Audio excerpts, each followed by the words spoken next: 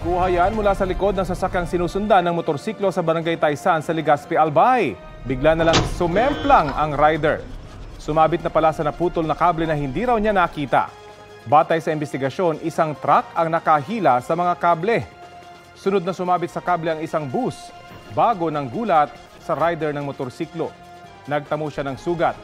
Mabuti hindi siya nakuryente dahil ang nakahandusay na wire ay live wire pala. Nanawagan ng mga opisyal ng Barangay Taysan sa Albay Electric Cooperative na ayusin ang mga naputol na kable.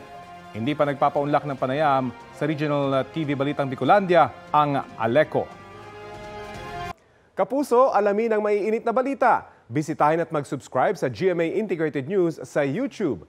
Sa mga kapuso abroad, samahan niyo kami sa GMA Pinoy TV at sa www.gmanews.tv.